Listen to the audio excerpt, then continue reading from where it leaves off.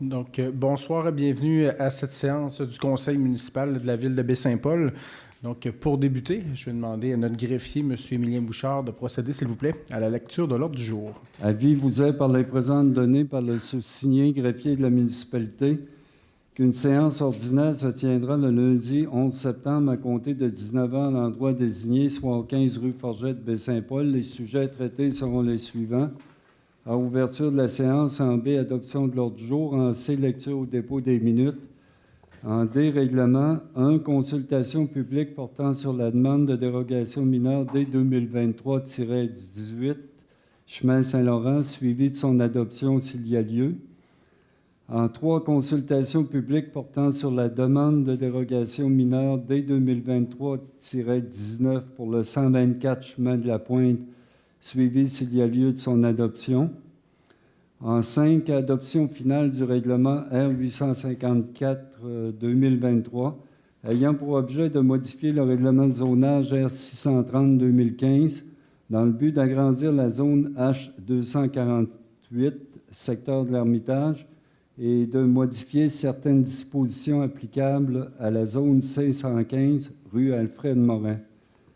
En 6, consultation publique portant sur le règlement numéro R 855-2023, ayant pour objet de modifier le règlement de zonage numéro R 630-2015 dans le but d'autoriser l'usage de services de câbleau-distribution dans la zone H124, secteur rue Ambroise-Fafard, et d'en régir le nombre et la superficie de plancher, suivi en 7 de l'adoption du second projet de règlement R 855-2023. En 8, consultation publique portant sur le projet de règlement R 856-2023, ayant pour objet de modifier le plan d'urbanisme durable R 629-2015 dans le but d'agrandir une aire d'affectation résidentielle et de rendre compatibles certains services d'affaires dans l'aire d'affectation institutionnelle et services publics, suivi en 9 de l'adoption finale du règlement R 856-2023.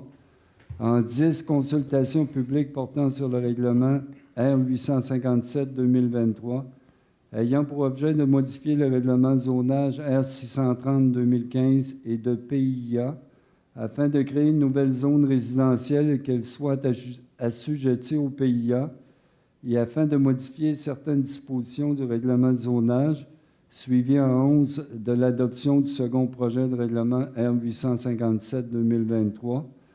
En 12, adoption du règlement R 858-2023, visant à procéder à la fermeture et à la déverbalisation comme chemin public d'une partie du lot 4 394 044 du cadastre du Québec, situé à proximité du 41-43 Ambroise-Fafard, et abrogeant le règlement R 848-2023. En 13, adoption du règlement R 860-2023, décrétant une dépense et un emprunt n'excédant pas un montant de 2 400 000 remboursables sur une période de 25 ans et visant des travaux urgents de réparation, secteur Saint-Placide, suite aux pluies et inondations du 1er mai dernier, le tout y incluant les frais contingents y imprévus, les honoraires ainsi que les taxes nettes. 14, adoption du règlement R 859-2023 visant à ajouter la programmation 2023-2024 au règlement cadre du programme Rénovation Québec. Dans Résolution, Administration et Législation, 1, mise à jour de l'organigramme de la Ville. En 2, vente pour taxes. En 3, vente d'une partie du lot 4 394 044 à PN Gariepi.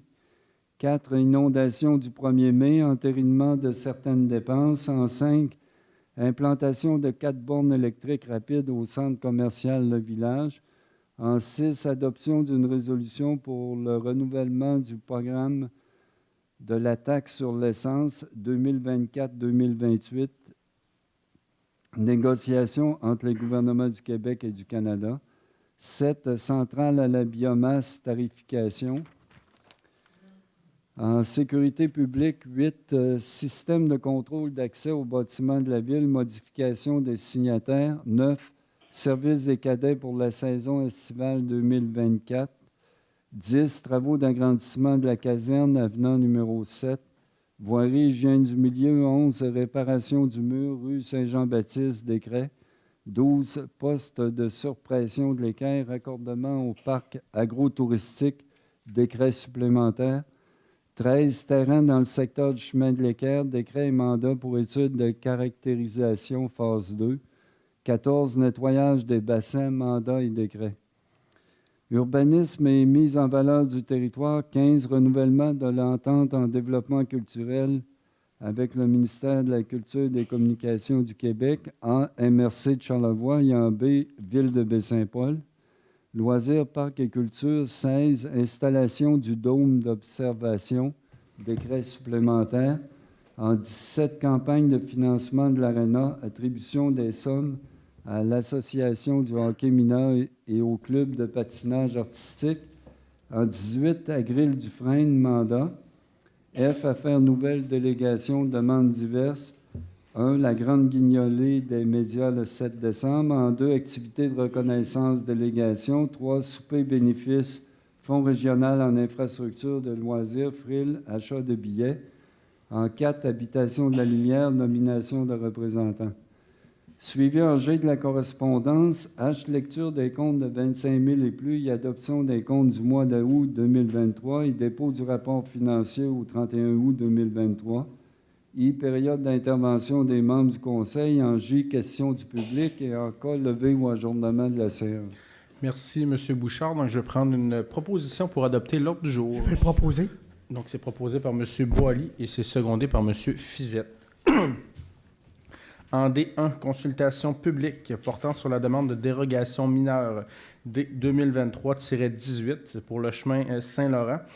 Donc, une demande qui est formulée pour le lot 6 434 969 là, au chemin Saint-Laurent. La demande a pour but d'autoriser la création d'un terrain d'une largeur sur rue de 13,21 mètres, alors que le minimum prescrit est de 15 mètres. Les raisons qui sont invoquées par le requérant, c'est pour permettre la création d'un terrain sur le prolongement de la rue des Seigneurs, que le dit terrain se retrouvera automatiquement conforme aux normes municipales lors du prolongement de la rue des Seigneurs.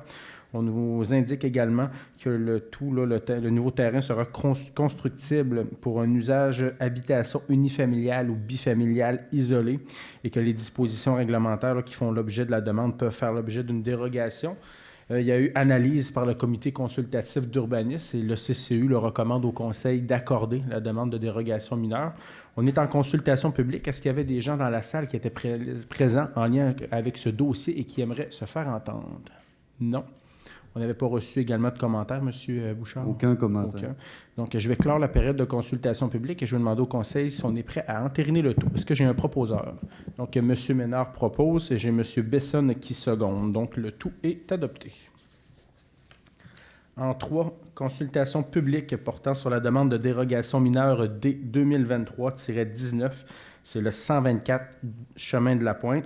On voit la photo à l'écran.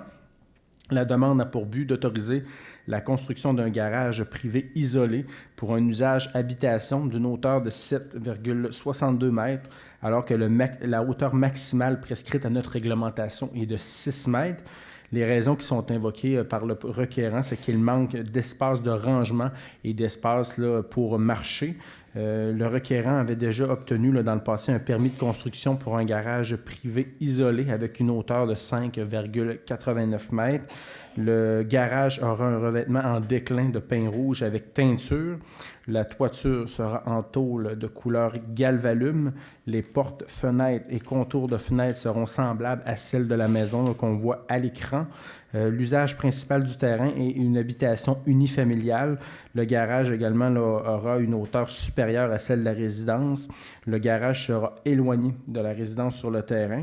Il y a eu également analyse par notre comité consultatif d'urbanisme et le CCU là, recommande au conseil d'accorder conditionnellement la dérogation mineure là, à ce que le revêtement extérieur soit de l'aspect vieille grange. Donc, on est en consultation publique. Est-ce qu'on a des gens qui sont présents ici dans la salle et qui aimeraient se faire entendre sur le dossier? Non? Est-ce qu'on avait des commentaires, M. Bouchard? Aucun. Donc, je vais clore à l'instant la période de consultation publique et je vais prendre un proposeur pour entériner le tout. Donc, M. Duchesne propose l'adoption, telle que recommandée par le CCU. Avec la condition, bien sûr, tout en sachant que le propriétaire, d'une couleur ou d'une autre, il va répondre à la satisfaction de la demande. Parfait. Est-ce que j'ai quelqu'un qui seconde le tout? Oui. M. Fizette seconde le tout, donc la demande est accordée. En 5, adoption finale du règlement R 854-2023 ayant pour objet de modifier le règlement de zonage R 630-2015 dans le but d'agrandir la zone H-248, c'est dans le secteur de l'Ermitage, et de modifier certaines dispositions applicables à la zone C-115 sur la rue Alfred-Morin. Donc, c'est l'adoption finale. On avait fait la consultation publique et l'adoption du second projet de règlement à la rencontre d'août dernier. Et si je peux le résumer un petit peu, donc on a un terrain de plus sur la rue des Loups qui serait autorisé. On viendrait également permettre le stationnement, le 2 à la suite, là, donc un en arrière de l'autre là, sur Alfred Morin. Là, ça nous permet de maximiser le potentiel de construire davantage de logements et de réduire également les îlots de chaleur. On a également la fenestration des bâtiments là, où on viendrait exiger 30 % là, de superficie minimale, là, autant en face avant qu'en face arrière là, pour les bâtiments. Donc, c'est l'adoption finale de ce projet réglementaire. Donc, est-ce que j'ai quelqu'un qui en fait la proposition? Je vais le proposer. Donc, c'est proposé par M. Boily, c'est secondé par M. Ménard. En 6, consultation publique portant sur le règlement numéro R 855-2023, ayant pour objet de modifier le règlement de zonage numéro R 630-2015 dans le but d'autoriser l'usage de services de câbleau-distribution dans la zone H-124, c'est sur la rue Ambroise-Fafard, et d'en régir le nombre et la superficie de plancher. On en avait également parlé là, en août dernier, lorsqu'on avait déposé l'avis de motion et adopté le premier projet de règlement. Là, c'est suite à la demande là, de la compagnie Cogeco pour procéder à la rénovation du bâtiment là, de Derry Télécom. Je crois que tout le monde ici là, conviendra que ça va faire du bien de rénover ce bâtiment qui était quand même là, assez désuet. Dans notre réglementation, au niveau des usages, c'est pas permis d'avoir une entreprise de câbleau-distribution dans le secteur. Donc, on fonctionne sur droit acquis. Et lorsqu'on fonctionne là, avec les règlements de droit acquis, on ne peut pas agrandir un bâtiment à plus de 50 % de sa superficie actuelle. Et là, le projet là, qui nous est demandé là, viendrait là, augmenter davantage la superficie, ce qui fait en sorte que le Conseil, on serait d'accord pour permettre le tout. Cependant, on viendrait mettre à 500 mètres carrés là, maximum là, la superficie. Et il y aurait seulement qu'un usage de câbleau-distribution qui serait autorisé dans le secteur. Donc, on est en consultation publique. Est-ce qu'il y a des gens qui sont ici en lien avec le projet et qui aimeraient se faire entendre? Donc, je vous inviterai à aller là, au micro juste à l'arrière, à vous identifier et par la suite, là, vous pourrez prendre la parole.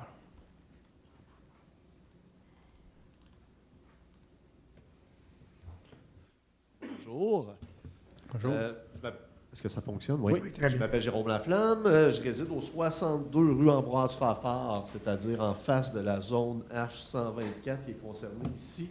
Je crois au 79, en tout cas les bureaux de l'édifice de Derry Télécom. Je voulais, malheureusement, je m'excuse, je n'étais pas là à la séance du mois d'août. Je voulais confirmer, je ne sais pas, peut-être que le Conseil n'a pas ça, je ne sais pas si le DG a ça comme information. Là, on veut permettre jusqu'à 500 mètres carrés. Quelle est la superficie actuelle de l'édifice? Donc, ça ressemble à quoi comme augmentation de superficie? On est à... Pardon? 350, il me semble, présentement. Là. C'est ça, parce que vous dites donc 50 à peu près. C'est pas loin de là. Avec le petit hangar, là, permettez. Oui, allez-y, M. Boily. Le petit hangar, puis les réserves qu'il y a là, en termes de rouleau de fil. Ça donne à peu près ça. Là. Maintenant, je n'ai pas été mesuré. Là. C'est bon, ça donne une bonne idée. Et est-ce que l'entreprise, est-ce que Cogeco qui a acheté des riz a déjà déposé des plans concernant cet agrandissement-là? Oui, il y a quand même des plans qu'on a vus là, très chic. Qui sont quand même assez... je crois que ça va faire du bien, honnêtement. Là, oui. On ne dispute pas ça. Je suis pas nécessairement, on n'est pas là parce qu'on est... ma conjointe, tous les voisins, pas parce qu'on est des contre nécessairement. C'est pour avoir un peu plus de précision, notamment quant à l'agrandissement. De quel côté se fera-t-il? Est-ce que les résidents qui ont... un peu égoïste, mais est-ce que les résidents qui ont une vue sur le fleuve à partir de leur maison vont voir cette vue bloquée par l'agrandissement, par exemple? Donc, rapidement, ce que je pourrais vous dire, c'est que oui, on a vu des plans là, qui, je comprends votre argumentaire, le discours que vous soutenez ce soir. Au niveau du design du bâtiment, nous, on trouve que ça fait bien. C'est sûr que là, on est vraiment dans la modification, mais lorsqu'on va arriver par la suite dans l'émission de permis, si on est en dérogation mineure, tout ça, il va y avoir l'analyse de façon plus exhaustive là, du projet. Mais là, je crois, je ne sais pas là, si au niveau de la direction générale ou encore du greffe, on est en mesure là, d'avoir le plan. Moi, je ne l'ai pas ce soir. On l'a vu lors de la première adoption. Qu'est-ce que ça pourrait ressembler? Là. Mais oui, M. Boily, vous êtes aussi... Allez-y. Par le CCU, on l'a un peu, là. Ça ne va pas en hauteur, ça va en étendue, puis ça va garder à peu près la même configuration technique, que le bâtiment va être du côté gauche de l'emplacement. Ça reste à peu près pareil, peut-être une partie un peu plus haute vers le centre, mais là encore, il faudrait voir la mesure, mais ça ne va pas en hauteur, ça c'est sûr, puis ça ne prend pas tout l'espacement, ça c'est sûr. OK. Parfait, c'est tout. OK. Si je me trompe, vas-y, Michel. Là, je pourrais ajouter, mon cher monsieur, Oui. si vous pouvez venir me voir après la réunion, puis je vous montrerai des plans. Juste... Est-ce que c'est autorisé? Là, je ne sais juste pas si ça peut être démontré pour l'instant ou si c'est de la documentation que vous avez confidentiellement. C'est accepté par C'est confidentiel encore. C'est ça, mais on rediscutera en fin de rencontre. Je ne sais juste pas si là, c'est quelque chose qui est déposé, qui peut être présenté publiquement ou si c'est encore à l'étape confidentielle, mais si ça est au CCU, on va regarder avec la direction juste après. Je vous confirmerai ça. Ben c'est bon, ça me rassure. Merci. Donc, on est en consultation. On vient de recevoir l'intervention de M. Laflamme. Est-ce qu'on a eu d'autres commentaires en lien avec ce dossier? Non? Non. Donc, on serait à l'adoption du second projet de règlement. Est-ce que j'ai quelqu'un qui propose l'adoption? Donc, j'ai M. Ménard et j'ai M. Bessonne qui secondent le tout. Donc, en 8, consultation publique portant sur le projet de règlement R 856-2023 ayant pour objet de modifier le plan d'urbanisme durable R 629-2015 dans le but d'agrandir une aire d'affectation résidentielle et de rendre compatibles certains services d'affaires dans l'aire d'affectation institutionnelle et services publics. Donc, on est en consultation publique. Juste avant, je vais faire un petit peu la nomenclature. Là, c'est quand même là, un projet réglementaire qui consiste en différents éléments. Donc, ce qui viendrait nous permettre là, de modifier notre plan d'urbanisme pour intégrer certaines composantes, entre autres la construction de logements abordables là, dans le secteur de l'ancien hôpital. Là, c'est plus spécifiquement là, sur le stationnement P3, qui était le stationnement des visiteurs lorsqu'on allait à l'ancien hôpital de Baie-Saint-Paul. Encourager également à développer des projets résidentiels sur Alfred Morin, là, entre autres un projet de mini-maison près de l'intersection avec la rue de la Lumière, là, entre autres où on a érigé la mini-maison là, du CIUS qui est opérée par le CIUS de la capitale nationale. Là, il y a une petite mini-maison et on viendrait possiblement là, ajouter davantage de mini-maisons dans le secteur. On a également de rendre compatible l'usage institutionnel et services publics dans le secteur de l'ancien hôpital et de maison-mère, entre autres. Là, c'est pour le projet de l'Institut national de recherche scientifique là, auquel le Baie-Saint-Paul a été sélectionné pour recevoir. On est bien heureux, un centre de recherche scientifique, là, un pôle du savoir, je crois que pour Baie-Saint-Paul et pour toute la région, c'est à ne pas négliger d'être en mesure d'avoir des familles qui vont venir s'établir et de pouvoir là, procéder à étudier au niveau du second cycle universitaire dans Charlevoix. C'est impossible au moment où on se parle, donc d'avoir des étudiants là, de deuxième cycle, là, soit de maîtrise ou encore de doctorat, qui vont venir s'établir dans la région et des professeurs universitaires. Donc, c'est un très beau projet et on vient modifier notre législation pour qu'on puisse accueillir ce type de projet là, sur notre territoire. Donc, on est en consultation publique. Est-ce qu'il y a des gens qui sont présents dans la salle et qui aimeraient se faire entendre sur ce projet? Donc, est-ce qu'on avait reçu des mémoires, M. Bouchard? Aucun. Aucun. Donc, je vais clore la période de consultation publique et nous allons procéder à l'adoption finale de ce projet réglementaire. Je vais le proposer. Donc, c'est proposé par Mme Bouchard et c'est secondé par M. Ménard. En 10, consultation publique portant sur le règlement R857-2023 ayant pour objet de modifier les règlements de zonage R630-2015 et de PIA afin de créer une nouvelle zone résidentielle et qu'elle soit assujettie au PIA et afin de modifier certaines dispositions du règlement de zonage. Donc ça, également, là, il y a quelques composantes qui intègrent ce grand projet. Pour le premier, c'est un projet là, qui est déposé par la MRC de Charlevoix afin de permettre le revêtement extérieur là, dans le coin de Saint-Placide-Sud pour le centre de transfert des déchets. C'est quand même beaucoup plus abordable d'y aller avec cette solution que de procéder là, à la mise en place d'un site d'enfouissement sanitaire là, qui coûterait des millions et des millions de dollars. Modification également des normes d'implantation aux abords de la voie ferrée. On en avait parlé en août dernier. C'est à l'intérieur du périmètre urbain, les usages suivants là, sont interdits à l'intérieur d'une distance de moins de 15 mètres de la limite de l'emprise ferroviaire. Donc, les usages du groupe d'habitation, de la classe de service d'hébergement, de la classe d'usage service de restauration, de la classe d'usage service de divertissement du groupe communautaire. Et à l'extérieur du périmètre urbain, là, cette distance est de 30 mètres. Et cette réglementation, en fait, là, c'est pour qu'on soit conforme au schéma d'aménagement là, de la MRC de Charlevoix. Donc, c'est également un processus de consultation publique. Est-ce qu'il y a des gens qui sont présents dans la salle et qui aimeraient se faire entendre sur ce projet? Non? Est-ce que nous avions reçu, M. Bouchard, des commentaires? Aucun. Donc, je vais clore la période de consultation publique et nous allons procéder à l'adoption du second projet réglementaire. Est-ce que j'ai un proposeur? Je vais le proposer. C'est proposé par M. Boilly et c'est secondé par M. Besson.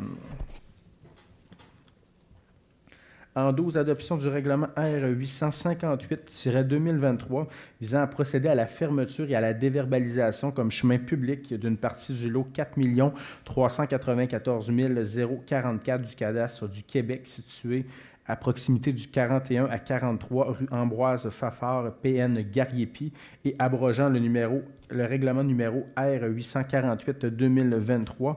Donc, c'est pour régulariser une situation. On en avait déjà parlé. On était allé là, par voie, là, on l'avait fait plutôt là, avec un règlement. Cependant, il y avait eu une coquille là, dans l'adoption là, du document là, qui venait là, de la firme d'arpentage et on a dû recommencer. Donc, c'est vraiment une transaction pour régulariser le tout. Là, on voit le commerce, le PN Gariepi là, à l'écran.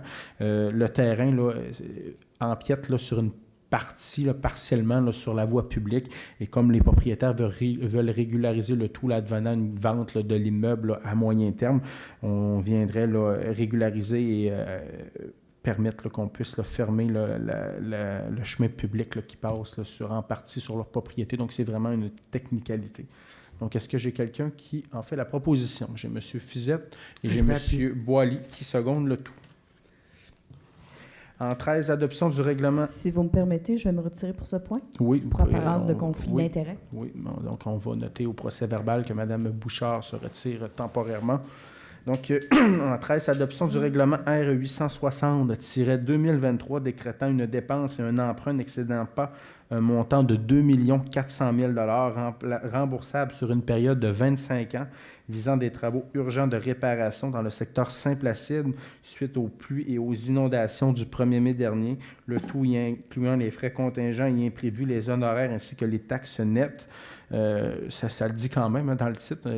Suite aux inondations qu'on a eues en mai dernier, il y a eu des bris qui sont très, très, très importants. Et là, on irait là, en règlement d'emprunt là, pour 2 400 000 $. C'est subventionné à 90 % par le gouvernement du Québec. Donc, on aurait une aide de 2 160 000 là, sur le 2 400 000. Donc, l'apport de la Ville serait de 240 000 $, donc pour remplacer des ponceaux, rehausser la chaussée, réfection d'infrastructures de gouttières, glissières de sécurité. Donc, on a quand même plusieurs travaux qui sont intégrés dans ce règlement-là et on n'a pas le choix. Hein. Les dégâts ont été quand même très, très, très importants suite au puits du 1er mai dernier. Ça avance quand même relativement bien sur tout le territoire, que ce soit au niveau du mur de la rue Ménard où il y a des travaux là, de première intention qui ont lieu actuellement. Et pour ce qui est du secteur Saint-Placide, ben là, c'est des travaux là, qui vont avoir lieu là, dans les prochaines semaines. Et si je me dirige sur le chemin sur la rue Transim, pardon. Il y a eu quand même des travaux d'importance qui ont eu lieu là, au courant des derniers mois. On est en gravelle présentement là, sur le pont, mais il va y avoir l'asphaltage qui va avoir lieu là, probablement d'ici la fin septembre. Donc, on est en adoption du règlement. Est-ce que j'ai quelqu'un qui propose? Et je vais le proposer. Monsieur Boily propose et j'ai Monsieur Duchesne qui seconde. Donc, Madame Bouchard est de retour. En 14, adoption du règlement R 859-2023 visant à ajouter la programmation 2023-2024 au règlement cadre, le R 782-2021 du programme Rénovation Québec. C'est un programme qui nous aide quand même là, de façon importante pour donner un coup de pouce là, aux gens qui font des rénovations à Baie-Saint-Paul. Des fois, d'avoir de l'aide financière de la municipalité, c'est bien apprécié. On a une entente là, depuis maintenant plusieurs années avec la Société d'habitation du Québec, donc la SHQ, qui relève du gouvernement québécois. Et on avait un règlement, donc le gouvernement mettait 58 000 $ par année et la ville mettait 58 000 dû à la forte demande. Il y a de plus en plus de municipalités qui demandent à l'État là, d'avoir du soutien financier pour la rénovation. Et le gouvernement là, a dû diminuer son aide financière puisqu'il y a plusieurs municipalités qui en reçoivent. Donc, au lieu d'avoir 58 000 cette année, on va recevoir seulement que 28 000. Donc, c'est un programme qui est à 50 % ville, 50 % SHQ. Donc, ça va être 28 000 au lieu de 58 000, 58 000. Donc, est-ce que j'ai quelqu'un qui en fait la proposition? Donc, c'est proposé par M. Fizette et c'est secondé par Mme Bouchard. Maintenant, administration et législation, mise à jour de l'organigramme. Donc, c'est l'organigramme de la ville là, qui fait le tour de l'ensemble de la gouvernance, qui débute là, par le maire et les conseillers, donc le conseil municipal, la direction générale. Et on a ajouté là, dans les derniers mois donc une direction générale adjointe, donc M. Émilien Bouchard, qui est greffier et qui assume également la direction générale adjointe, qui relève là, directement de M. Gagnon. Et on a Mme Marie-Claude Girard, là, qui était sur un autre poste. Et ça n'a pas été un ajout de poste, ça a été un poste qu'on a aboli pour en créer un autre. Donc, Mme Marie-Claude Girard, qui est conseillère cadre à la direction générale, qui travaille là, sur différents mandats. Donc, c'est pour adopter le nouvel organigramme là, qui est en vigueur. Et Mme Joëlle de la Rousseville, là, qui était sur un remplacement là, de congé maternité qui va demeurer dans l'organisation. Donc, comme je mentionne, tous les changements n'ont pas pour effet d'augmenter là, le nombre de cadres. C'est vraiment, il y a eu des changements, abolition pour création de postes, mais on a un organigramme là, qui est plus facilement là, en mesure de répondre là, aux besoins là, de l'organisation et pour dispenser les différents services aux citoyens. Donc, est-ce que j'ai quelqu'un qui en fait la proposition? Donc, c'est proposé par M. Ménard et j'ai M. Duchesne qui seconde le tout. En 2, vente pour taxe. Vente pour taxe, ben, c'est un procédé qui n'est pas là, dans les pratiques et les coutumes de la ville de Baie-Saint-Paul. Là. Les dernières ventes pour taxe remontent à plusieurs années. Là. Ce qu'on me mentionne, c'est que je n'étais pas né. Je ne suis pas très vieux, mais reste que ça fait une trentaine d'années. La vente pour taxe, c'est pour des citoyens là, qui ne paient pas leurs taxes. C'est pas un loisir, hein, payer son compte de taxes, c'est vraiment c'est obligatoire. Le continuum de service aux citoyens, c'est en fonction justement là, des revenus de la ville et la très, très grande majorité de nos revenus là, sont perçus par le compte de taxes. Donc, les gens qui se retrouvent dans cette situation-là, c'est des citoyens qui ne paient pas leurs taxes depuis plusieurs années. Ce n'est pas des gens qui n'ont pas payé depuis les derniers mois ou qui auraient pu avoir une situation d'imprévu, par exemple, d'avoir été sinistrés par les inondations du 1er mai dernier. C'est des gens on parle depuis plusieurs années là, qui ne paient pas leurs taxes. Est-ce que c'est normal? La réponse est non. Il y a des gens qui ont des ententes de paiement. On n'est pas non plus là, à la ligne dure. Hein. Il y a des gens qui ont comme à Hydro-Québec, des fois des gens qui sont en situation difficile pour quelle raison que ce soit. Donc, dans ces situations-là, on fait en sorte de faire des ententes de paiement, exemple, tant par mois ou tant par année. Mais là, on se retrouve avec des gens qui ont des montants. Là, on parle là, le plus haut là, de 206 000 $ de taxes impayées pour un commerce. Donc, c'est quand même très important. Là, on parle juste là, pour de 2020 à 2019, tout ça, à partir de 2020, on parle de 392 804,69 et pour, si on rajoute l'année 2021, 115 972,34. Donc, ça fait plus de 500 000 $, donc c'est quand même de l'argent. À Baie-Saint-Paul, comme je vous dis, c'est pas dans nos coutumes, mais il y a certaines autres municipalités au Québec qui en font de façon assez régulière. Si on se compare des fois souvent à notre sœur jumelle, si on peut appeler la Malbaie, là, qui est une ville comparable à Baie-Saint-Paul, ils en font à chaque année. Nous, à Baie-Saint-Paul, c'était pas dans nos pratiques, mais là, on trouve que c'est une question d'équité. Hein. Si on est 7 personnes ici autour de la table, on les paie. Moi, je suis le maire de la ville et je paie mon compte de taxes comme tout le monde. Donc, je crois que c'est une question d'équité. Si le voisin paye ses taxes, mais je ne vois pas pourquoi l'autre voisin pourrait avoir une exemption et ne pas payer son compte de taxes. Donc, ce qu'on vient faire ce soir, là, c'est on vient faire une ordonnance. Le conseil municipal ordonne donc au greffier de la ville de procéder là, à l'enchère publique, à la vente par enchère publique là, de certaines propriétés là, qui apparaissent dans un rapport. Donc, on va procéder à l'enchère publique dans les prochaines semaines. Là, il y a plusieurs étapes encore. Et les gens qui se retrouvent dans cette situation-là, ce n'est pas une surprise. Hein. Ils ont reçu plusieurs lettres de la ville par courrier recommandé. Des fois, les gens ne vont pas chercher les lettres quand ils savent que c'est la ville on doit signer par courrier recommandé. Les gens, même, il y en a qui ont été très vulgaires au téléphone avec le service des finances. Donc, les gens ont eu plusieurs chances. Et là, ce soir, on vient déposer là, au conseil. Donc, le conseil municipal vient demander au greffier, même ordonner là, de procéder à l'enchère. Et dans le journal de l'Hebdo Charlevoisien, entre autres, là, la semaine prochaine, là, pas cette semaine, il va y avoir là, un tableau avec tous les propriétés qui sont visées, le nom des propriétaires et les montants pour taxes.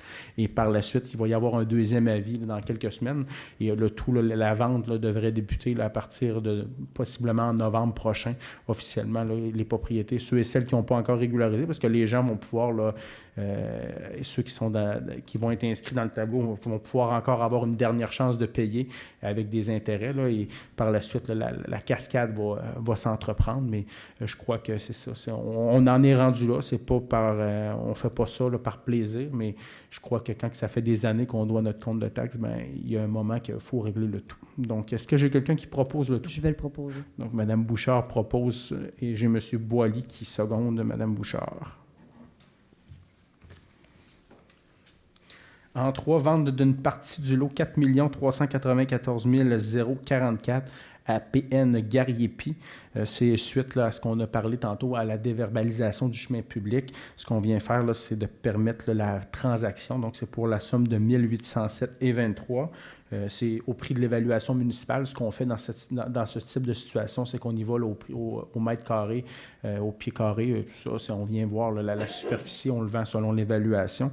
Évidemment, là, tous les frais de professionnels, comme c'est pour accommoder là, le demandeur, tous les frais, que ce soit de notaire ou d'arpenteur, sont aux frais là, du requérant. Donc, est-ce que j'ai quelqu'un qui en fait la proposition? M. Duchesne propose et j'ai M. Fizette qui seconde. En 4, inondation du 1er mai, entérinement de certaines dépenses. Donc, ça continue. Vous avez vu là, dans les derniers jours, ça l'a sorti dans les médias. On est à plus de 2 700 000 $ là, de dépenses suite aux inondations. Là, ce soir, c'est d'autres dépenses. Donc, on parle de 62 743,20 $. Entre autres, c'est lorsqu'on a loué des conteneurs d'achat d'alimentation, équipement. Et il y a 75 % là, de ce montant là, qui devrait être remboursé par le ministère de la Sécurité publique là, relativement au décret gouvernemental. Donc, est-ce que j'ai quelqu'un qui en fait la proposition? M. Bessonne et j'ai M. Boily qui seconde. En 5, implantation de 4 bornes électriques rapides au centre commercial Le Village. Là, c'est suite à un programme de subvention de la Société d'État d'Hydro-Québec qui permet d'implanter 4 bornes là, sur les terrains là, du centre commercial Le Village. Là, c'est à moins là, de 1,5 mètre de notre ligne de l'eau. Cependant, ce n'est pas une problématique. On est quand même content à chaque fois là, qu'on fait un pas de plus dans la voie de l'électrification des transports. Il y en a eu qui ont été installés durant la saison estivale là, ici à l'Aréna, derrière la bibliothèque. Et à chaque fois qu'on réussit à en installer sur le territoire, là, c'est une bonne nouvelle. Et ce qui est intéressant, c'est qu'il n'y a aucun frais pour la ville. Donc, c'est vraiment là, Hydro-Québec là, qui assume le tout. Donc, on vient en même temps autoriser le maire là, ou le directeur général à signer l'entente. Est-ce que j'ai quelqu'un qui en fait la proposition? Je vais l'appuyer. M. Ménard et j'ai M. Boily qui seconde. En 6, adoption d'une résolution pour le renouvellement du programme de la TEC 2024-2028, négociation entre le gouvernement du Québec et celui du Canada. Donc, c'est vraiment la taxe sur l'essence. Et pendant la pandémie, ça avait été augmenté. On avait eu le double. Et là, les fédérations font un mouvement. Ce n'est pas juste à Baie-Saint-Paul, entre autres. Là, c'est la Fédération québécoise des municipalités qui demande aux municipalités là, de l'appuyer suite aux demandes de la Fédération canadienne. Et la taxe sur l'essence, c'est quand même là, non négligeable pour les municipalités. Là, sur les montants qu'on reçoit, là, c'est juste pour celle de 2019 à 2023, c'était 3,4 millions que la Ville de Baie-Saint-Paul avait eu. Donc, c'est quand même de l'argent. C'est une source d'argent qu'on peut prendre sans aller impacter directement le compte de taxes. Et juste sur les travaux de la 138 qu'on a fait, là, surtout en 2022, là, c'était 2,6 millions que la Ville a mis sur les projets, le projet de la 138. Il faut se rappeler que la 138, bien que c'est une route qui est nationale, tout ce qui est en dessous de la chaussée, lorsqu'on parle des infrastructures d'aqueduc et d'égouts, bien ça, c'est la propriété de la Ville. Donc, fait étonnant, là, dans tous les travaux de la 138, la partie à payer de la Ville était plus grande que celle de Transport Québec. Hein. Ça, des fois, on se dit, c'est l'MTQ, mais ça coûte plus cher à aller jouer dans les structures souterraines que de faire du pavage. Donc, c'est quand même non négligeable pour l'organisation lorsqu'on a des montants là, qui sont quand même assez alléchants. Donc, et toute la question des agrandissements des étangs aérés également pour la Ville, pour le développement futur, c'est quand même intéressant d'avoir de l'argent là, de la taxe d'assises. Donc, on vient là, donner notre appui à la Fédération québécoise des municipalités pour que le gouvernement canadien là, puisse augmenter, là, en fait doubler pour qu'on ait là, une indexation à 3,5 % par année. Donc, est-ce que j'ai quelqu'un qui en fait la proposition? M. Duchesne et j'ai M. Fizette qui seconde. En 7, centrale à la biomasse, tarification actuellement, hein, c'est notre mode de chauffage pour l'ensemble conventuel maison-mère. On chauffe à la biomasse et c'est un modèle qui fait quand même là, son bout de chemin puisqu'on est en discussion là, assez là, sérieuse avec Énergir, qui est quand même là, une grosse institution là, au Québec, anciennement Gaz Métro. Et on en est là, à regarder pour la possibilité là, d'ériger un réseau de distribution là, pour assurer le chauffage du centre hospitalier, de l'école secondaire, de différents bâtiments. Et là, si on vient le plus à maison-mère, c'est la tarification. Initialement, le coût là, avait été là, au départ établi à 0,073 du kilowattheure. Et maintenant, on est à 0,087 du kilowattheure. Donc, c'est une facture de 93 938 et 48 qui est envoyée à maison-mère. Donc, pour 2022, donc c'est une partie et une autre partie là, pour 2023, là, suite avec le nouveau tarif. Donc, est-ce que j'ai quelqu'un qui en fait la proposition? Monsieur Ménard et j'ai Mme Bouchard qui seconde.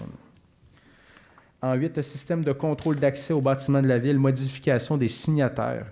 C'est afin de mettre à jour là, les différentes personnes qui sont autorisées là, au nom de la Ville à demander là, les accès là, pour tout le contrôle, les accès aux commandes là, lorsqu'on arrive avec les systèmes à puces pour accéder là, dans les différents bâtiments.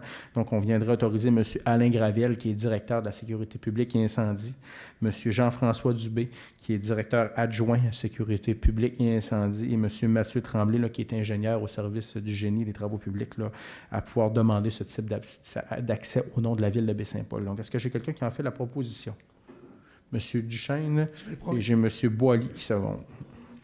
En 9, service des cadets pour la saison estivale 2024. Donc, c'est avec la Sûreté du Québec. Hein. Depuis maintenant quelques années à Baie-Saint-Paul, on embauche des étudiants en technique policière qui viennent prêter main forte à nos policiers qui travaillent davantage en prévention et qui sont présents. Là, on les voit régulièrement dans les différents événements, là, soit là, au niveau du festif, au niveau des activités de la fête nationale, sur le camp de jour, ils vont également au terrain de jeu, ils regardent, leur but vraiment est d'être près de la population et de renforcer les actions de la Sûreté du Québec là, par une approche communautaire.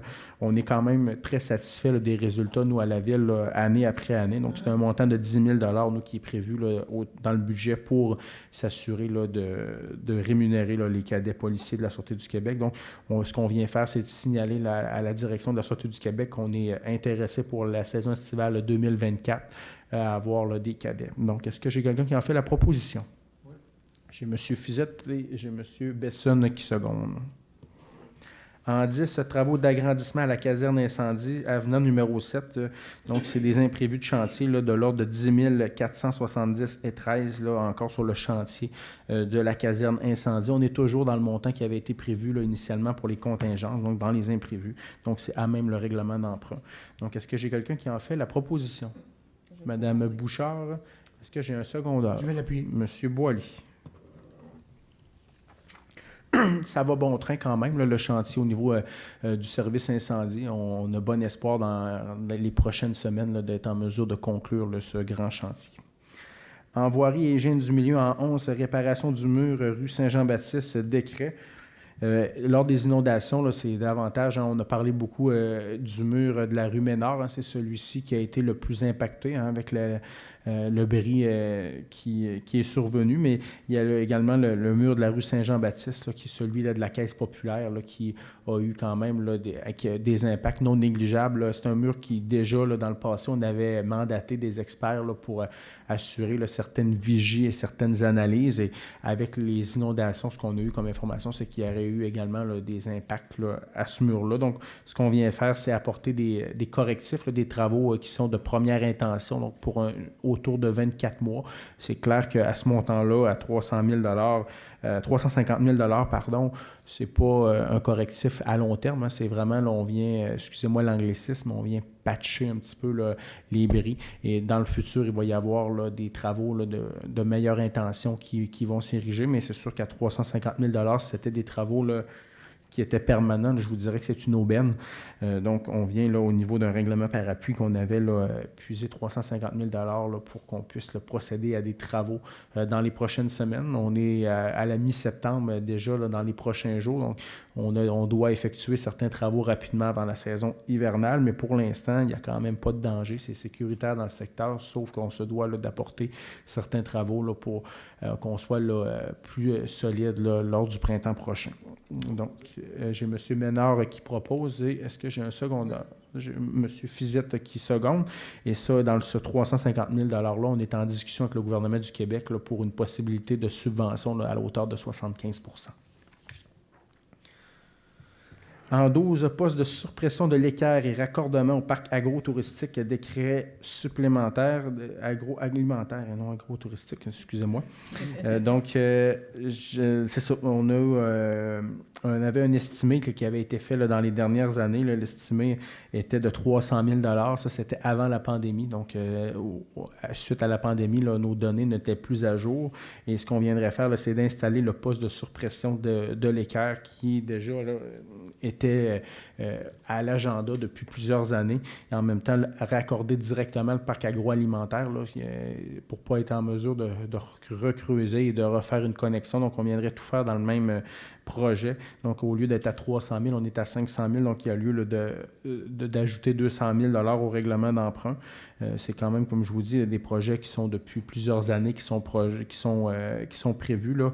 On parle quand même là, des années de 2010 là, que ça avait commencé là, à être discuté. Et le parc agro, ben, il va y avoir quand même des revenus qui sont assez importants là, qui vont venir à la ville là, suite là, aux différents commerces qui vont s'ériger et qui vont quand même faire rayonner notre milieu. Donc, est-ce que j'ai quelqu'un qui a fait la proposition? Je vais le proposer. Monsieur Boily, vous avez quand même plusieurs annonces dans votre secteur, Monsieur Boily. Est-ce que j'ai un secondaire? Monsieur Fizette. En 13, terrain dans le secteur du chemin de l'Équerre.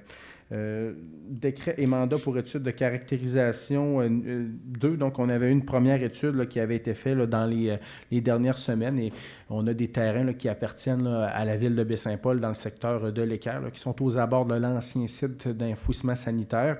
Et ça va quand même bon train dans ce projet-là. Là. Cependant, on se doit de faire une seconde étude là, de laboratoire pour qu'on puisse là, par la suite là, vendre ces 10 terrains.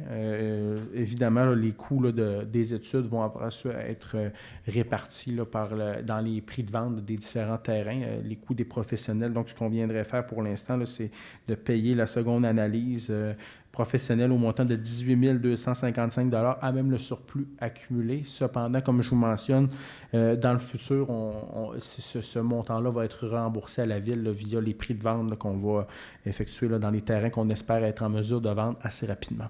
Donc, est-ce que j'ai quelqu'un qui en fait la proposition? M. Duchesne et j'ai M. Bessonne qui seconde. En 14, le nettoyage des bassins, mandats et décrets. On en avait parlé également en août dernier. La question des vidanges des bassins, bien ça, c'est les bassins, hein, c'est pas chic ce qui ressort de là. Hein, c'est tous les égouts là, qui sont filtrés et toutes les bactéries. Ça, évidemment, on ne le projette pas à l'écran. Mais tout ce qui est dans les rejets à ce niveau-là, on s'est engagé auprès du ministère de l'Environnement et de la lutte contre les changements climatiques d'être en mesure de faire des vidanges cette année des bassins. Donc, on est obligé. Et au moment où on se parle, il n'y a pas d'autres développements qui pourraient avoir lieu à Baie-Saint-Paul si on ne s'engageait pas là, à faire les différentes vidanges des bassins. Là, c'est des conditions, entre autres, le parc agro et le projet des moissons, c'était dans les conditions qu'on s'était engagé. Là, on se devait de vidanger les bassins. Et là, ce soir, là, on va s'arranger également dans le futur pour que ça soit prévu dans les différents budgets, qu'on n'ait pas à retourner en cours d'année à piger dans le surplus pour payer ça, parce que c'est quand même important et on se doit là, de le faire. Et c'est des montants qui ne sont pas négligeables. Là, et on devait vidanger 2 bassins cette année. Là, c'est le deuxième là, qu'on doit vidanger. Et là, on viendrait à même le surplus libre prendre 100 000 967 pour la vidange des bassins. Donc, est-ce que j'ai quelqu'un qui en fait la proposition? Je vais le proposer. Mme Bouchard et j'ai M. Bessonne qui seconde. En 15, urbanisme et mise en valeur du territoire, renouvellement de l'entente en développement culturel avec le ministère de la Culture et des Communications. Donc, c'est l'entente culturelle qui nous permet de valoriser là, une vie culturelle participative et engagée, de mettre en valeur les différents éléments là, identitaires de notre ville et positionner la culture comme un moteur économique là, qui est responsable. Il y a une entente qui est avec la MRC et la ville de Baie-Saint-Paul, là, de par son statut, en a une directe elle-même là, avec le ministère de la Culture. Donc, nous, en même temps, c'est pour déléguer M. Ghislain Boily, là, qui est conseiller, qui va nous représenter là, sur ces différents comités. Également, il y a Mme Joanne Saint-Gelais, qui est directrice adjointe aux loisirs et à la culture à la ville, et Mme Pascale Pelletier, qui est animatrice en loisirs et culture. Donc, on a une résolution, une première pour celle de la MRC de Charlevoix. Donc, est-ce que j'ai quelqu'un qui fait la proposition? Je vais le proposer. M. Boily, est-ce que j'ai un secondeur? M. Bessonne? Oui. Et est-ce que j'ai... on va mettre les mêmes, là, ça vous voit, si on met les deux mêmes proposeurs secondaires pour celle avec la ville. Je vais regarder.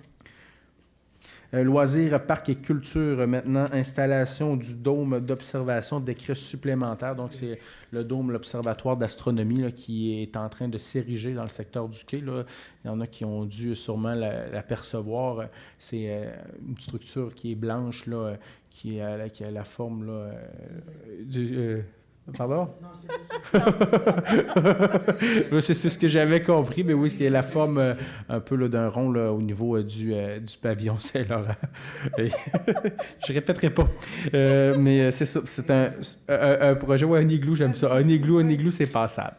Donc, c'est un projet là, qui va permettre aux différents citoyens de pouvoir là, se rapprocher du système solaire, également avec les groupes scolaires des différentes maisons d'éducation sur notre territoire, que ce soit le secondaire ou encore le primaire. Tout est en train, dans la dernière phase d'installation. Là, on viendrait ce soir là, pour un budget supplémentaire de 6 000 $. Donc, c'est pour, au niveau de l'éclairage extérieur, le système de caméra, et en même temps, là, pour tout le système de sécurité. C'est pas de l'argent nouvel. Là, ce qu'on vient faire, c'est dans 2 projets des loisirs. Là, comme c'est un transfert, ça doit nécessiter l'approbation du conseil, mais c'est vraiment technique. On vient enlever 6 000 dans un projet, puis on vient le rajouter dans celui-là. Donc, il n'y a pas de déboursés supplémentaires là, qui sont à prévoir. Donc, est-ce que j'ai quelqu'un qui en fait la proposition? Monsieur Ménard, Monsieur Duchesne, seconde. En 17, campagne de financement de l'Arena, attribution des sommes à l'Association du hockey mineur Charlevoix-Ouest et au club de patinage artistique. La campagne de financement auquel on avait lancé l'an dernier pour recueillir des fonds pour l'Arena, Luc et Marie-Claude de Baie-Saint-Paul. Il y avait un montant qui était prévu de 50 000 $ sur 10 ans là, pour nos associations, autant le patin et autant le hockey. Et ces derniers, là, le club de patinage artistique là, demande de recevoir là, 7 500 $ dans leur compte là, en 2023 et l'association du hockey mineur de Charlevoix, 5 000 $. Donc, c'est dans l'argent qui a été ramassé et qui était prévu là, pour eux. Je vous rappelle que la campagne là, de subscription là, au niveau de l'Arena, c'est vraiment pas pour le béton. Hein. Si on l'avait dit, c'était le règlement d'emprunt qui finançait la structure en tant que telle, mais pour ce qui était l'expérience client, si on peut l'appeler ainsi, l'achat de télévision dans les chambres, tout ce qui est pour en même temps les activités. On a du mobilier pour les jeunes en même temps qui a été acheté, du mobilier supplémentaire. On a toute la question aussi pour nos associations. Donc, il y a quand même différents équipements. On va revoir aussi le tableau indicateur. Tout ça. Il y a quand même plusieurs choses qui sont une bonification de l'expérience lorsqu'on va à l'Arena. L'Arena qui est magnifique et qui va se lancer là, officiellement là, le 23 septembre prochain avec une belle fête que je crois que mon collègue, M. Duchesne, va fort probablement nous commenter tantôt à la période d'intervention. Je vais lui laisser le reste, mais on viendrait là, ce soir autoriser qu'il y a un 12 500 $ de la campagne de l'Arena qui sera octroyé là, à nos deux associations de Baie-Saint-Paul. Donc, est-ce que j'ai quelqu'un qui en fait la proposition? M. Duchesne propose et j'ai M. Ménard qui seconde. En 18, Agril Dufresne. Donc, ça, c'est une maladie au niveau des arbres. Là, et on a plusieurs arbres là, au niveau de Baie-Saint-Paul là, qui seraient touchés par cette maladie.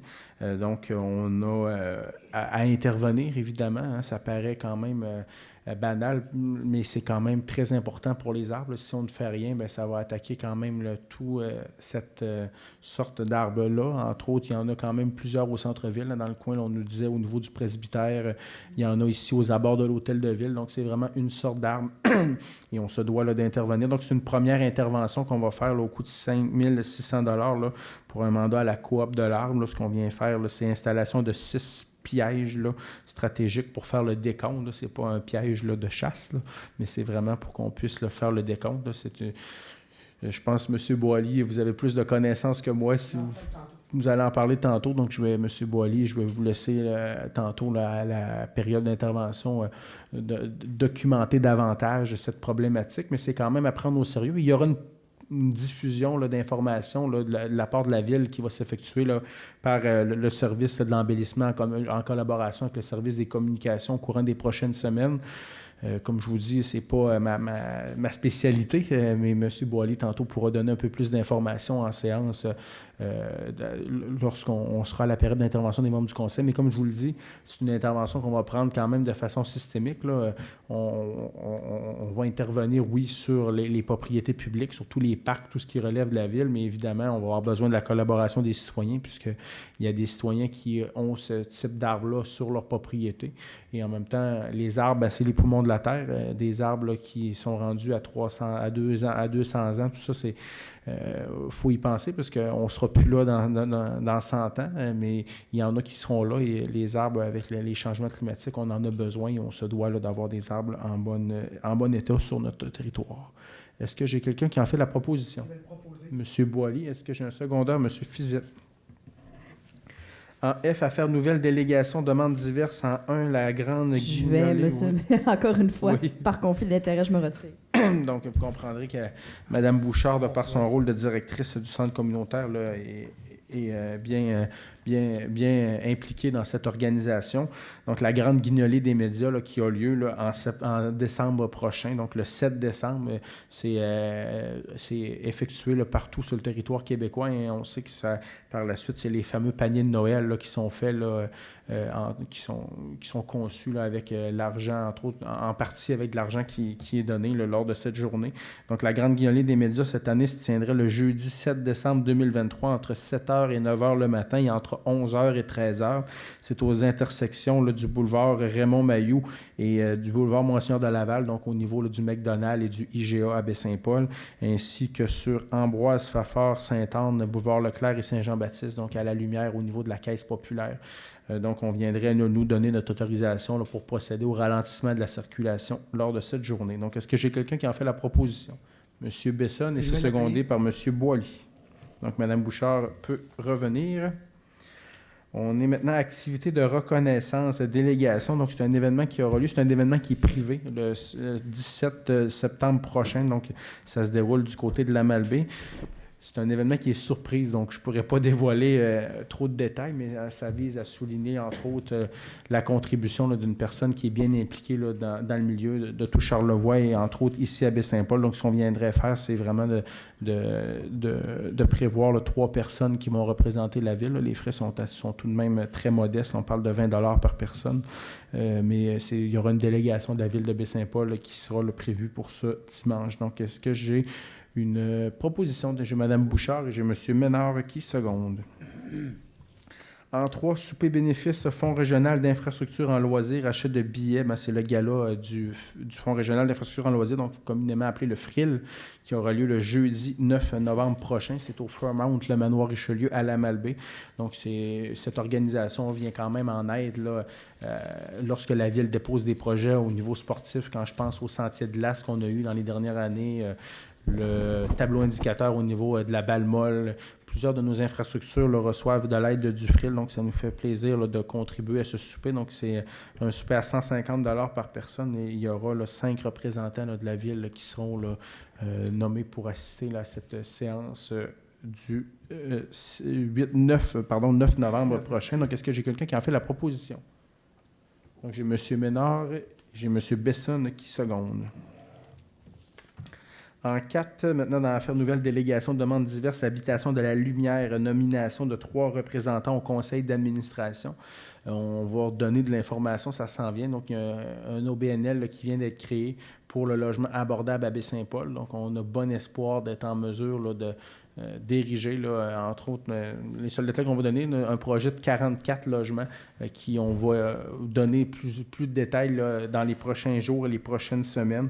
Un projet qu'on caresse déjà depuis le début de notre arrivée là, dans ce mandat-ci. Hein. La question de se loger, c'est pas facile. Et là, on y va avec du logement abordable. Pas du logement social. Le logement social, là, c'est vraiment là, ce qui est administré présentement par l'Office municipal d'habitation, les fameux HLM. Mais là, nous, on irait vraiment avec un projet d'habitation. Le tout est conditionnel à une subvention là, du gouvernement du Québec qui... On aura plus de réponses dans les prochaines semaines, mais là, il y a un conseil d'administration qui serait formé et la Ville de Baie-Saint-Paul nomme 3 personnes là, au conseil d'administration. Donc, on viendrait nommer là, à ma gauche Mme Annie Bouchard là, comme conseillère municipale. Il y a M. Richard Gobeil qui est un ancien juriste, donc un profil juridique autour de la table du conseil d'administration là, qui serait quand même là, bien apprécié. Et on a M. Antoine Laflamme là, qui est comptable agréé là, ici à Baie-Saint-Paul, donc qui vient aussi s'entourer de la table. Donc, on veut vraiment que ce projet se réalise et on va mettre les conditions gagnantes pour assurer sa réussite. C'est un enjeu. Hein? Lorsque je me déplace et que je me promène sur le territoire, les différents gestionnaires d'entreprises me disent « Monsieur le maire, on n'est pas capable de loger nos travailleurs. On essaie même de faire venir des fois des gens de l'extérieur, mais on n'est pas capable de les loger. Et le salaire moyen de Baie-Saint-Paul est quand même assez limité. On parle autour de 35 000 $ par année. Donc, des fois, les gens ont de la difficulté là, à se loger. Et faut penser qu'il n'y a pas de saut-métier. Hein? La personne qui gagne 25 000 $ par année, qui est peut-être dans le secteur touriste, alimentation, tout ça, est aussi importante que la personne qui gagne 100 000 $ qui travaille, par exemple, au centre hospitalier. Donc, on a besoin de tous nos travailleurs pour assurer notre force comme communauté et on va s'assurer que les gens puissent se loger convenablement ici à Baie-Saint-Paul. Donc, ce soir, on vient nommer 3 personnes sur le conseil d'administration. La Ville est un partenaire majeur de ce projet-là et on va continuer là, de favoriser la réussite de ce dit projet. Donc, est-ce que j'ai quelqu'un qui en fait la proposition? Monsieur Duchesne et j'ai M. Boily. J'ai eu un petit moment de répit et M. Boily qui seconde le tout. Donc, on serait maintenant rendu à la correspondance. C'est un dépôt. Elle a été déposée aux membres du conseil. On a pu poser questions et commentaires. En H, lecture des comptes de 25 000 $ et plus et adoption des comptes du mois d'août. Et le rapport financier, on fera une deuxième... non, c'est un dépôt aussi, on va tout mettre ça là-dedans. Fait que si vous voulez le faire, on va demander à notre directeur général, à M. Gagnon, là, de nous faire la lecture des comptes et en même temps de procéder là, à une légère analyse du rapport financier là, préliminaire. Donc, c'est au 31 août 2023. Donc, la parole est à vous. Merci, M. le maire. Donc, au niveau des comptes, du dépôt des comptes d'août, au niveau du fonds d'administration, c'est un petit mois ce mois-ci, un total de 535 336 dont 209 078 représentent des montants de plus de 25 000. À ces montants, on a la libération de la dernière retenue pour le déneigement hivernal des entreprises Jacques Dufour, un montant de 109 235. Nous avons aussi la compagnie, la firme CCM2, qui est une firme d'architectes. C'est pour le programme fonctionnel et technique du centre sportif, là, les travaux là, d'évaluation de la faisabilité d'un futur centre sportif, un montant de 29 463,43. Et nous avons la Croix-Rouge canadienne, l'assistance aux sinistrés durant les inondations de 2023, un montant de 70 379,10.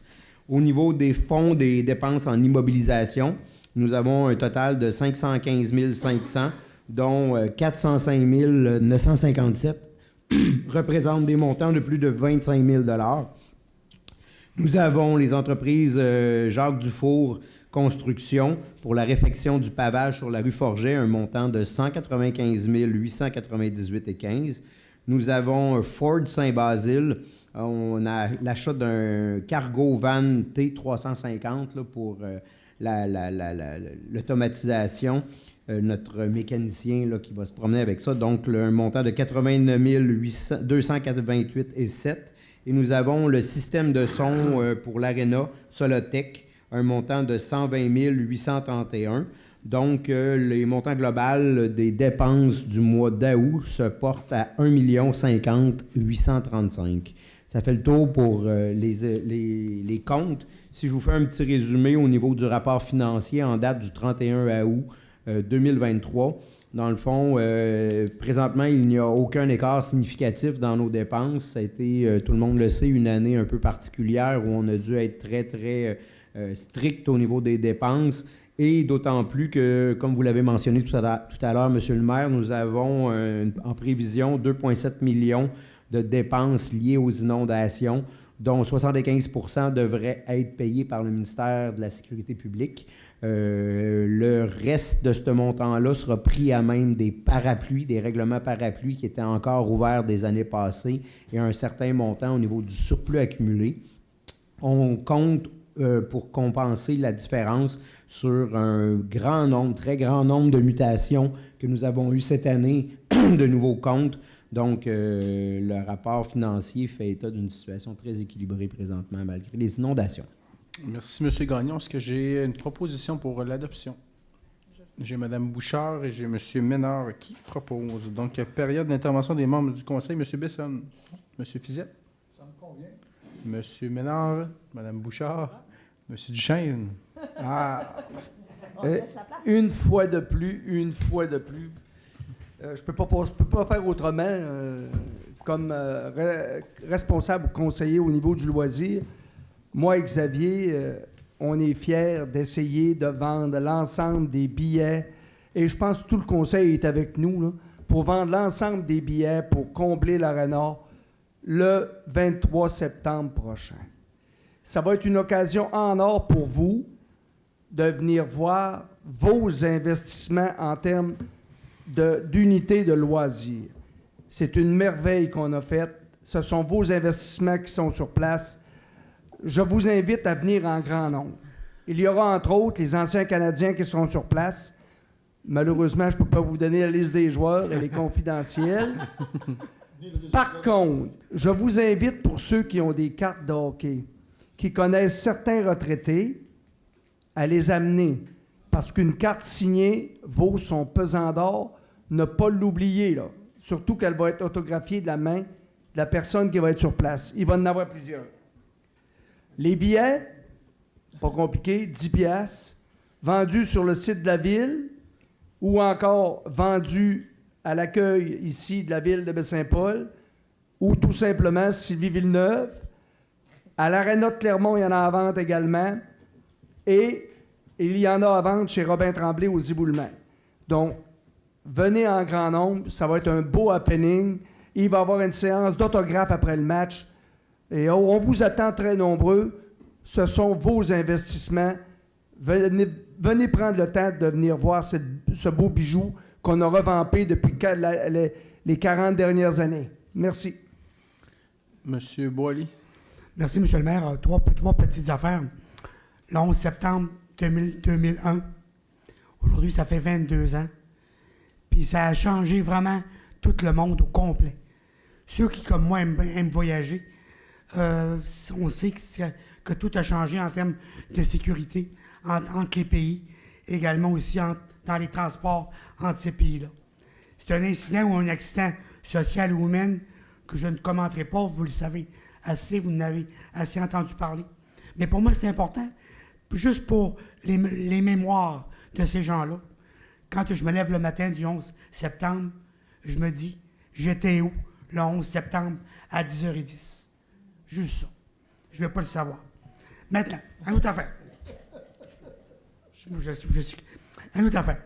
La grille du frein. Baie-Saint-Paul, on vient de s'apercevoir qu'il y avait des freins au niveau centre-ville qui étaient maganés par le grill. La grille, c'est un insecte qui met ses excréments et qui vient creuser. C'est pas comme une dorifort de pommes de terre. Mettons, un pouls. C'est vraiment une bébite qui a à peu près, mettons, 10 cm, 10 mm de long, 3 de large. Ça creuse, puis tu ne vois pas. Ça creuse dans le cambium. Le cambium, c'est la peau entre l'écorce et la chair de l'arbre. Ça vient faire des chemins là-dedans. Ça enlève, ça détruit le cycle normal de la translocation de la sève. Translocation veut dire la circulation normale, feuilles, racines. Donc, cette bébite-là, impossible, à moins de couper l'arbre qui enlève la sève, c'est impossible de vraiment l'endiguer. C'est quasiment, ça s'appelle faire, c'est une grosse job. Puis calcule également que quand vous allez couper vos arbres, allez voir les chousses. Les chousses, c'est la porte d'entrée de la grille du frein. Calculez également que la grille a son frein ou la freine à sa grille. Mais tu n'as pas de la grille pour le boulot, tu n'as pas de la grille pour les cerisiers. Ils ont d'autres maladies. Puis également aussi, c'est excessivement difficile parce que par ces tranchées-là, puis ces tracés-là, elle vient couper la sève. Donc, vous allez le voir en observation par les arbres, par les branches des arbres. Sur quel côté que l'arbre est plus magané, que l'arbre est plus attaqué, juste par les branches qui sont plus sèches et plus secs en termes de feuilles. En gros, c'est ça. Sûrement, moi, je suis d'accord avec ça qu'on fasse cette dimension-là. Mais il y a une dimension également qu'il faut que chacun, dans son terrain arrière, ou comme on dit en anglais, dans son backyard, aille voir s'ils ont des freins, puis voir également s'il y a des maladies potentielles. Puis, faites-moi pas croire, du moins, écoutez, je n'ai pas encore vu, qu'il y a des freins qui sont encore bien sains, là, à des grosseurs un peu, mettons, environ une trentaine de centimètres de grosseur, là, de circonférence. Normalement, ça cache quelque chose qui ne va pas. Parce qu'ils calculent que ça ne se transmet pas. Ça se transmet par les œufs, ça se transmet également par le vent. Ça se transmet également, on ne pense pas à ça, hein, par les oiseaux, par le bec des oiseaux qui l'amènent ailleurs. Ça, c'est très important parce qu'il faut absolument que nous, la ville, on peut faire notre possible.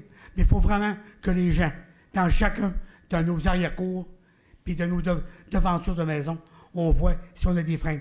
Puis calculez également qu'il y a du monde qui sont pros là-dedans, qui sont des experts. Allez voir sur vos moteurs de recherche. Hydro-Québec fait un livre extraordinaire sur ce genre de maladie-là. Donc, c'est pas alarmant, mais c'est quand même, mettons, assez compromettant et assez préoccupant. Merci, monsieur. C'est vraiment préoccupant. OK? Parce que ça change toute une... Imagine-toi, là, s'il faut couper les arbres près du presbytère. Ça fait un méchant trou. Voilà pour la grille. N'oubliez pas, il y a des experts. Allez vérifier. Faites-vous vérifier en termes de terrain. Maintenant, on parle bien de l'aréna le 23 septembre. On parle bien de l'aréna, l'ouverture, la réouverture au complet et en bonne et due forme. Mais calculez qu'il y a le patentistique également, qui a été quand même très, très en demande et la partie achalandée du patin artistique a été quand même assez intéressant. Puis je vous fais, je pense à ça tout d'un coup, là. Je vais vous faire un petit topo. En milieu 74-75, avec une gang d'amis, une gang de maniaques, on a mis ça en place, le patin artistique, avec Serge Gilbert, qui était un coach dans la région de Québec, au Colisée de Québec. Il est venu ici, ça donnait comme bien. C'était le frère à Nicole, c'était le frère à Justin Gilbert, spécialiste en patin artistique, avec son épouse Lucille Bolduc. Ils ont commencé à nous rentrer ça dans la tête. Ça nous a pris à peu près 3 ou 4 ans avant d'être vraiment à l'écoute de ce que ça nous prenait en termes de dimension pour suivre des cours, suivre les normes, puis également aussi y aller selon vraiment l'Association canadienne de patinage artistique. C'était quand même, mettons, une grosse job. On a travaillé fort les premières années, on l'a installé, puis maintenant, ça donne des résultats.